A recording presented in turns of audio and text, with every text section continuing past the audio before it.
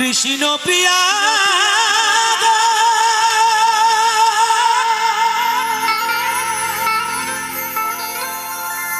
জানি না বেঁচে থাকলে আপনাদের এখানে আমার সঙ্গে দেখা হবে কিনা। কেন লোকগীতি জগতে শিল্পী সব চলে গেছে, শুধু বেঁচে আছি আমি ভারতবর্ষে। কবে হয়তো চোখটা বুঝাবো, একদিন তো বুঝিয়ে গিয়েছিলাম আপনাদের রায়গঞ্জে 12 ঘন্টা প্রোগ্রাম করি, বালুরঘাটে 6 ঘন্টা, আপনাদের কুশমন্ডি 6 ঘন্টা 12 ঘন্টা প্রোগ্রাম করি, আপনাদের রায়গঞ্জে ভর্তি ছিলাম।